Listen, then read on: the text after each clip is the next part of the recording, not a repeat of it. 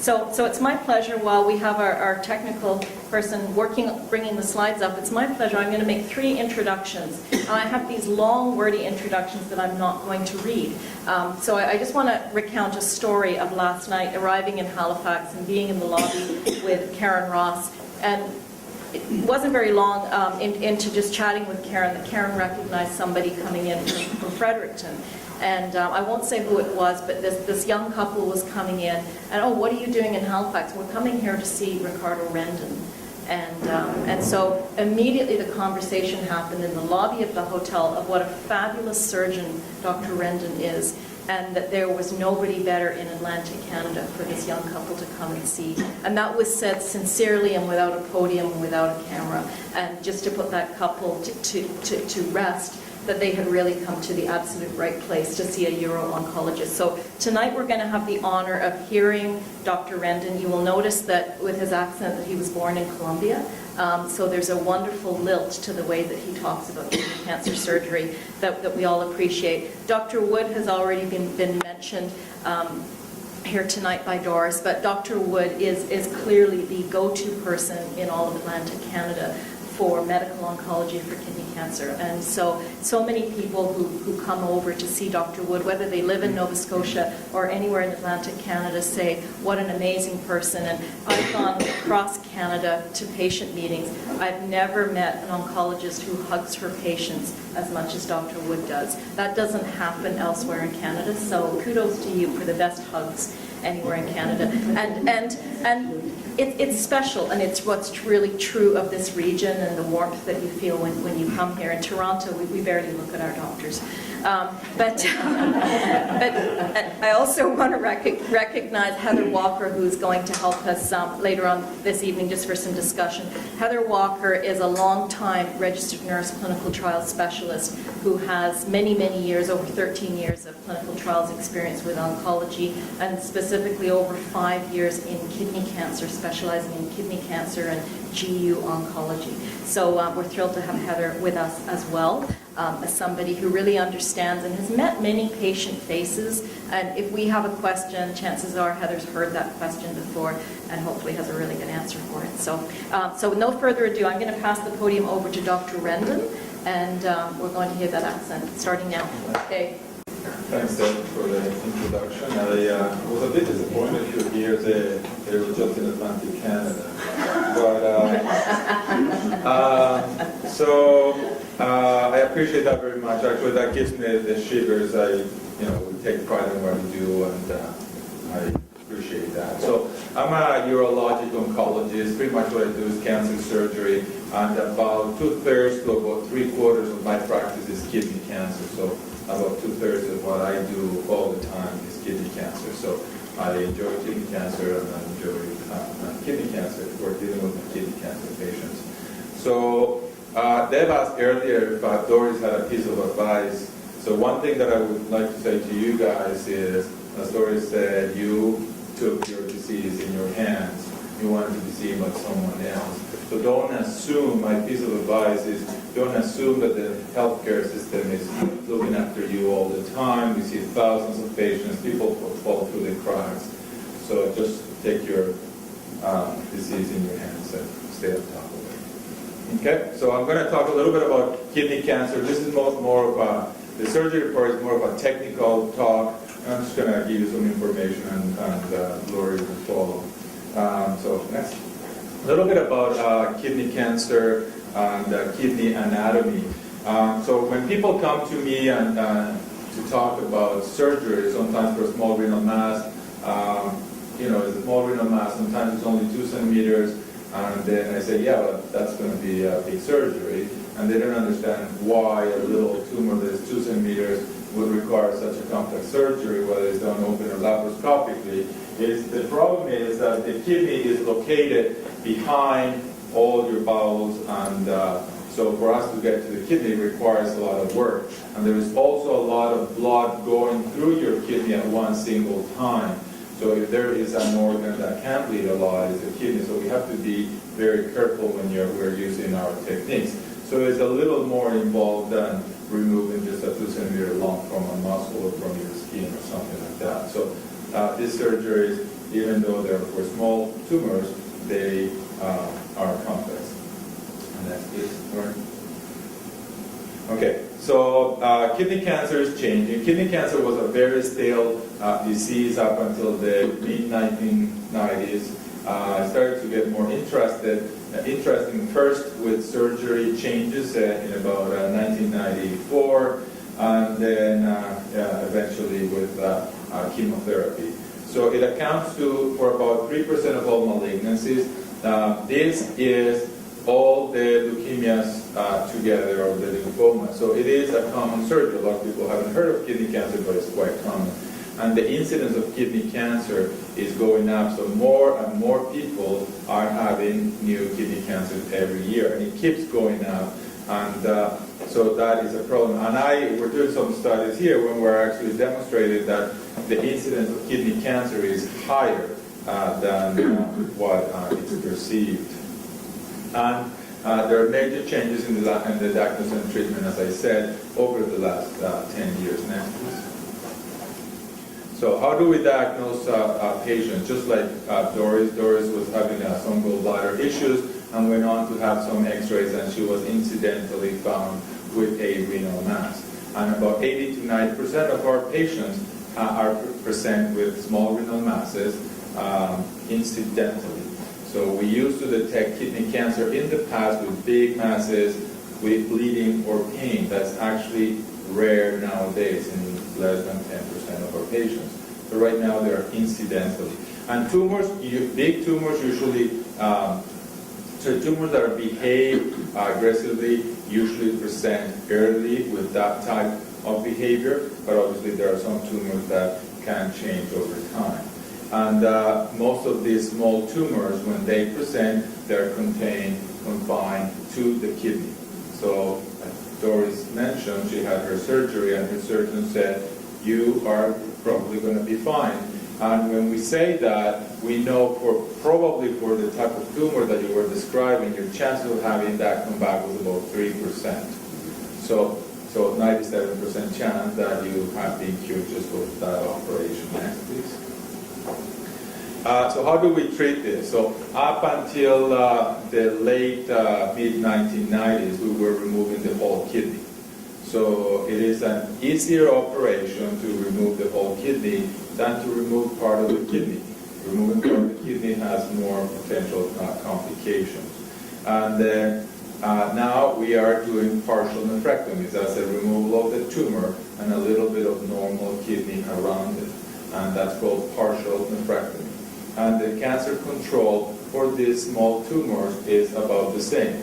The chance of being cured from a kidney cancer surgery with a partial nephrectomy is the same than removal of the whole kidney. A lot of patients are concerned about having their tumor out and leaving the rest of the kidney behind because they think that they have a higher chance of having the tumor come back.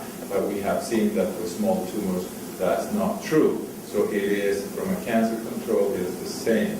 And the advantage is that you preserve kidney function. And the better the kidney function, the better you're going to be in the long term. Next. But that comes at a cost. Removing the whole kidney is technically easier and has a lower chance of complication. But we're getting better and better at doing partial nephrectomies, so the complication rates are going down. Next. So most of the tumors that we're detecting nowadays are about 4 centimeters or less, and the vast majority of these tumors are removed with partial nephrectomy. So that's what we're doing nowadays. And if you look at all the guidelines worldwide, in Europe, in Canada, in the States, the recommendation is to do a partial nephrectomy for most patients. But as I said, partial nephrectomy is not risk-free, and then we're looking at other treatments. One is with cryotherapy, that's basically sticking a needle and freezing the tumor, and the other one is radiofrequency ablation, sticking a needle and cooking the tumor with heat. And that's what we're doing. There are improvement in these techniques and results, but I think there is more room to go. It's not widely used in Canada. We have it available at most centers, but it's a lot more used in the States. And the other one is active surveillance, and this is usually for small tumors. Next, please. So active surveillance is, in the early 2000s, we realized when we had older people who couldn't have surgery and they had tumors, we watched them, and because they couldn't have surgery anyway, and we watched them over time, and we realized that these small tumors in the elderly were not growing. So we decided to watch more and more of these tumors. So that's called right now active surveillance or expectant management. So the premise here is that these tumors grow slowly, if at all. But this, you have to remember, is so far is in the elderly population. So we watch these tumors with X-rays regularly, and what are we looking? We're looking for growth, because the premise again is that a tumor will not spread before it shows some growth, and that works for the vast majority of the patients. And this is the preferred treatment for older people or people who have health problems and don't let us operate on them. So in the elderly or infirm, we are watching these tumors with regular X-ray. But we want to move this to younger people because we know that we could be doing this in younger people. But right now, we don't know how to pick the small tumors that are going to turn into the bad tumor in a year or in 10 years from the ones that are never going to grow and that we should leave alone. So we're doing research on that at many centers, but we really need to improve on that before we start recommending this for younger people. Next, please. So that was for small tumors, which is the vast majority of the tumors that we need to be dealing with nowadays. So now we move up a little bit in size, still not huge tumors, so 4 to 7 centimeters. And there is a debate as to whether we do partial radical nephrectomy. We still manage to do partial nephrectomy in most, and the cure rates are quite high and quite good. So there, Lori can show that's a kidney, but now you have a tumor that is occupying a bigger chunk of the kidney. It makes the surgery a little more complex, and but still quite doable. Next, please. So, based on what I've discussed, and as I said to Doris earlier, so the chances of that tumor from coming back was 98%. And when a cancer has such a good cure rate, we start to worry, do we really need to treat those things? Do they really need to be treated? So we know that there is some element of over-treatment. We're doing a lot of surgeries in maybe people who didn't need these operations, but the problem is how to pick those tumors that are going to grow. So right now, if you're young and healthy, for the most part, you're going to end up having surgery for these tumors. So we're working, this is called prognostic factors. We are trying to figure out how to predict the ability of this tumor to grow. Next, please. So for larger tumors, you can see there in the screen a larger tumor occupying the entire right side of the patient and destroying most of the kidney. So for this, a partial nephrectomy is essentially not an option, and we remove the whole kidney with the tumor and sometimes the lymph glands around them. And the debate here is not whether we should cut part of the tumor with part of the kidney, the whole kidney, is whether we're going to be able to do it open or laparoscopic. So we always try to do it laparoscopically, if at all possible. Laparoscopy, the only advantage it's going to give you is the short-term recovery. From a cancer point of view, it's not going to make it better, but it's not going to make it worse. So at the end of the day, you need the kidney out with the mass, however it comes out laparoscopically, if ideal. Now, next, please.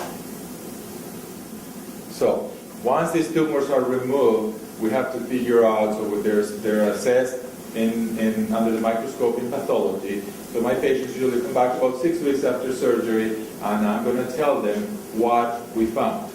So what we found is it was a kidney cancer. They're going to tell us exactly what type of kidney cancer and how far it was growing. Was it growing into any important structures, and they're going to give us some grading system that give us a little bit of information about the potential aggressiveness of the tumor. And with that, I can give you a prediction of what the chances are of you being cured with the operation. So that's what we do. So you come to see me a few weeks after and say, we found this type of tumor, your chance of having this tumor come back are under 10%. And what do we do after that? Then we follow you. So we follow you as Doris was being followed for up to a point with regular x-rays. We know where the tumors tend to come back. They tend to come back in your lungs, in your lymph glands, in the bones. Those are the most common places. And we look at those places primarily. Okay? So we keep doing x-rays. And we have done studies, and we know how often those studies should be done, those tests.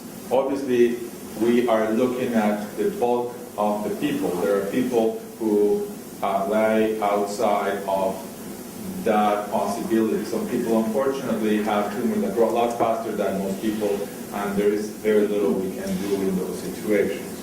So, yeah, next. So, as I said, what we do now is we tell the patient what the chances are for cure, and we watch. And watch for the patient to either remain cured or have the tumor come back. Okay?